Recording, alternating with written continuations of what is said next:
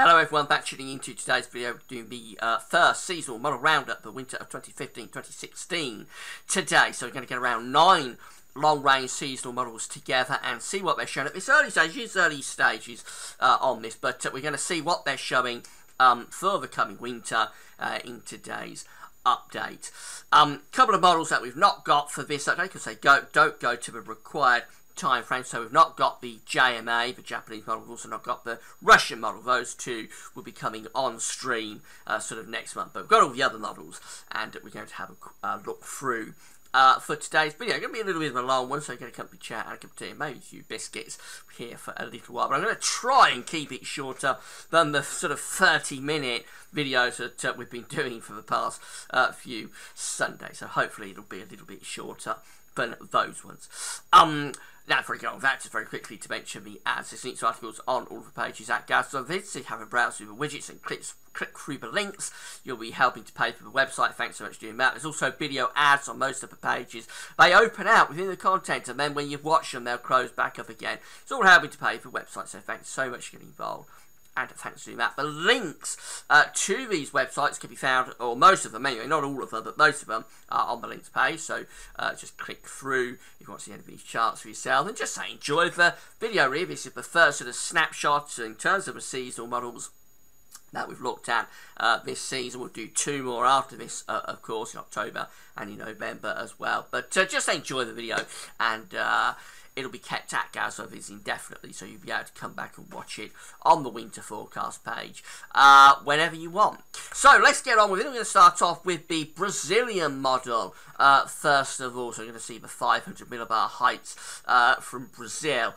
Now, this doesn't go out quite to the time frame. It's actually November to January with this one. And then the next update, or the next model that we look at, will be, I think it's January to March, that one. So these first 2 models don't cover sort of December to February. Nevertheless, they're close to the period that we're interested in. So 500 millibar heights is always a little bit different, just to catch us forecasters out, in that below average heights, low pressure is being indicated by sort of yellow and red colours, whereas above average heights, high pressure is being indicated by blue, green and blue colours. That's normally the other way around on a normal 500 millibar height anomaly chart. So what we're seeing here is that we've got a trough of low pressure from November to January, sitting around as like to the east of the country. As a result, the jet stream is tracking a bit to the south within the 500 millibar flow. So it's actually starting off with quite a coolish chart there for November to January. There's not a great deal of blocking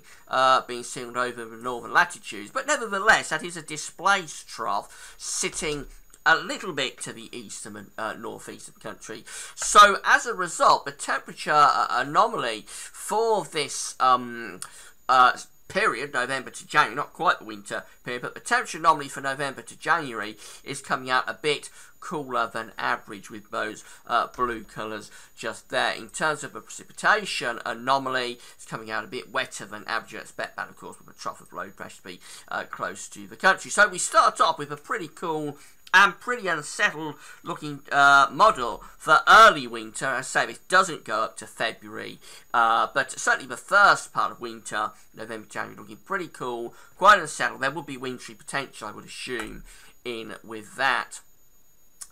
Now we've got the APEC model next. This is a collaboration of various Met agencies in the Southern Hemisphere. I think the Korean is in there, the Japanese, maybe the Australian as well. So it's a collaboration of a few Met agencies. This one is January to March. So if you know how to read these charts, and I'm sure by now you probably do, because I've been doing these videos for quite a long time now, over 3 years. So if you know how to read this, you'll know this is quite an interesting one if you want a cold winter, because we've got a lot of red here being signalled to be around Greenland up there, and also around Iceland, which is over here. And underneath all of that red, we've got blue, which is a trough of low pressure through the UK. Also notice very deep trough through many eastern, southeast and southern parts of the United States. So what we're seeing here is that we've got blocking over the northern latitudes, and as a result, we're pulling in colder air from the north, or we will be pulling in colder air from the north on that sort of scenario. It's not quite as good as over in America, where that's a very deep trough. You really want to see this trough deepening like mad. Around the UK, you want it to be a deeper trough to pull down colder, even colder and stronger northerly winds. But that is a pretty decent looking chart if you want a cold winter. That's the sort of thing you want to be seeing, with plenty of blocking over the northern latitudes. America has been seen to have a very, very cold winter here, many southern, eastern, southeastern parts of the United States. For us, the temperature anomaly is closer to average, but maybe hinting being a little bit, just a little bit below average. Not a great deal in it, but perhaps a little bit below average there. But it is near normal, so maybe that's a bit clutching at straws. Actually, in terms of the setup, the synoptic setup, I'd expect that to be a bit cooler than that really. That may be a bit disappointing that the temperatures aren't all that cold. The precipitation anomaly, this gives a game away of what's going on, because we've got above average rainfall here to the south of us, so the jet stream is quite clearly going on a southerly track there into Spain, Portugal, southern parts of France. They've got these yellow colours here away to the northwest of the country. So again, it probably does set itself up and imply that this is a pretty cold January to March. Remember, this isn't the full winter period, it's not December to February. The other charts I could have showed you would have been October to December, so that wouldn't have been any good for what we're doing here. This is January to March, so it leaves out sort of the early winter period. But for the late winter period on that one, it is implying quite a cold scenario. So we've got two models here, one that covers the early winter period with the Brazilian model, and one that covers the late winter period with the APEC. Both of them sort of implying quite a cool winter coming up. Not overly dramatically cold, but certainly the implication is for a cooler than average winter on both of those models. Well, have a look at the CanSIPs next. This is the long-range model from Canada, from tropicaltidbits.com. Going to start off with temperatures. These are broken down to monthly periods, not a seasonal anomaly, but these are broken down to monthly periods. So we start off with December. What we see for December is that temperature anomalies are coming out close to average across the country. If we run through into January, we see again it's close to average through many parts of the country, maybe going a little bit above in the north and perhaps a little bit below, interestingly, in the south. Nothing too dramatic, but as we go through to February, look at this, we go significantly colder than average in February. Temperatures anomalies really do take a plunge, as they do across most of America. So a cold end to winter is implied on this one. And as we go through to March, then things do recover a little bit in March. That is a cold February being signalled there by the CanSIPs model. But for the early winter period, it's not too bad. In terms of the rainfall, it looks like this. So it implies that we've got dry and average conditions through the northern part of the Atlantic, with a trough down to the south, and the jet stream probably doing something like that. So you will think that would be a cooler than average December, most probably. The January anomaly looks like this, with again dry and average conditions and high pressure being suggested to be away to the northwest, low pressure tracking to the south, and again the jet stream is running through a bit like that. And then as we go through to February, blocking increases a lot to the north of the country. It centres itself around Iceland. The above average rainfall is going well down in towards Spain. So again, implying that as we get through to late winter, the jet stream is going on a southerly track with the high pressure positioned to the north. So this implies probably near normal temperatures for the early part of winter. Late winter, it's going cold, and that is a pretty chilly looking anomaly for February in terms of those temperatures. Right, Beijing Climate Centre next, and this covers the full winter period. This is the 500 millibar high anomaly from December through to February. What we see with this one is that we've got a trough of low pressure more or less over the top of the country. It's not all that far from being a cooler than average setup, but we've got a lot of ridging here through the Atlantic going down into the Azores. There is a little bit of northern blocking suggested, but it's not as strong as this ridging just here. So the upshot is that we're basically bringing in westerly winds through the country. It wouldn't need to change itself that much, actually, to push this trough a bit further southwards and eastwards. If it did it, then we would start to entrench some colder air from the north. But actually what the model for this particular update is seeing is a milder than average winter. There we are in those warm temperature anomalies for the winter. It'll be interesting how this evolves for next month. Actually, I'm going to be keeping a close eye on this for next month, because, as I say, that anomaly, the 500 millimeter high anomaly, isn't all that far from delivering something a bit colder. So maybe this will trend colder for next month's update. It'll be very, very interesting to see that. The rainfall anomaly with low pressure around the country, you'd expect it to be wetter than average, and indeed it is. So a proper westerly, zonal, strong westerlies and wet and windy winter being signalled by Beijing Climate Centre this month, but could go a little bit colder next month. We should wait and see. Hugo van der Doel next, our good friend Hugo, and these are the 500 millibar height anomalies from Hugo van der Doel. These are always a little bit different. It's not a computer model. It's analog based. Who looks at the sea surface temperature anomalies across the globe at any given month. In this case, it was generated in August, and then from those anomalies creates an analog forecast going forwards. Now, who's been consistently going for a milder than average winter? He's still going for a milder than average winter, but the pattern is shifting a little bit. So we've got this deep trough to the east of the United States, ridging through to the north of that, through the northern part of the Atlantic, and a bit of a trough to the east. It's not a deep trough, but overall the jet stream is probably going a bit like that, and then got a strong southern branch going like that. So just as with the Beijing Climate Centre, this is actually still a milder than average winter forecast. There we are, we're in those salmon colours there, indicating just about a milder than average winter.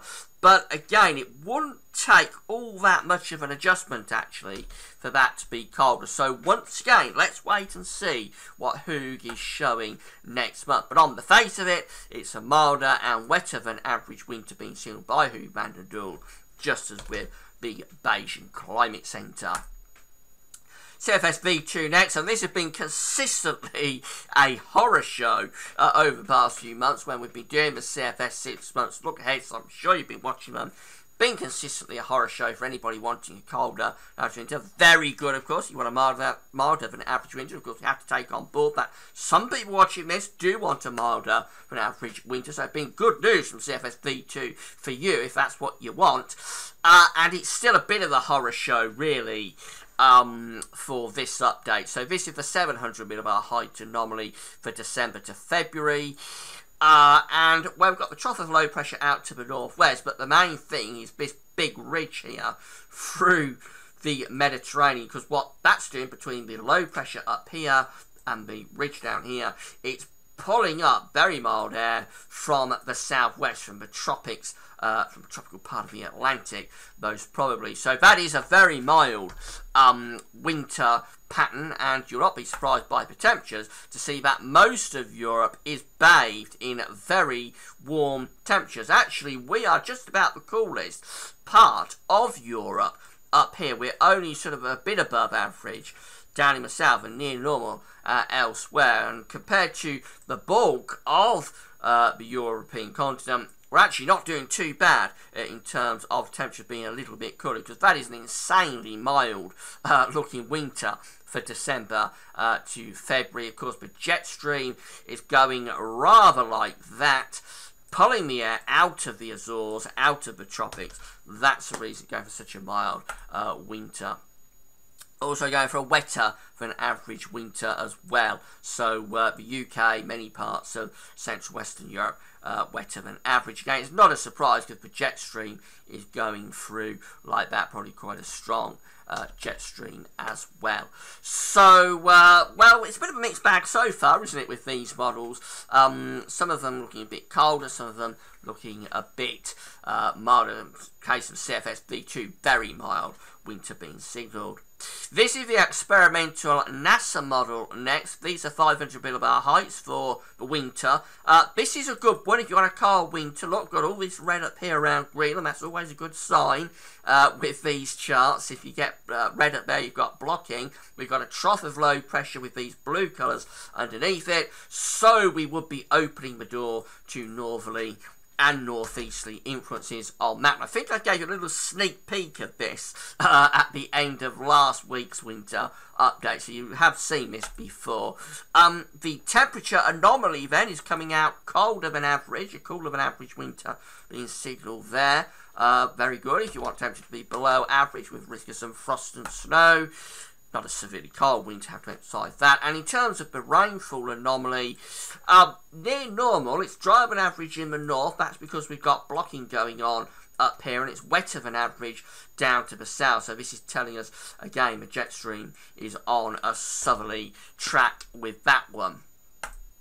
Jamstec IOD next. This is a colder than average winter being signalled by the Jamstec model. Look at that. We're in those blue colours there, not just in the UK, but for most northern parts of Europe having a cold winter, as is most of America as well. Now, the Jamstec, if you've been watching these updates with me over the past few years, you know that the Jamstec does tend early on with these updates to look cold, and then it'll gradually move itself towards a milder scenario. So I'm not necessarily taking this all that seriously, and we'll have to see what it's showing next month, and particularly for November will be very enlightening. If it's still showing this in November to be this cold, then we could really be in business for this winter. But let's wait and see, because as we go through to October and November's updates, it could well be that this will start to move itself into a milder pattern. I think it's got a little bit of a default setting within this model to look cold quite a way out, and then to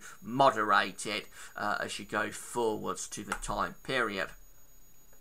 The rainfall normally gives the game away for what's going on and why it's colder than average for this winter. We've got drier than average conditions signalled to be around Iceland, wetter than average conditions. Look at this going to the south. So again, low pressure and the jet stream running to the south of the country with high pressure blocking out in the northern latitude. So that's the reason it's a cold average winter. It's because we've got northern blocking across Iceland and Scandinavia.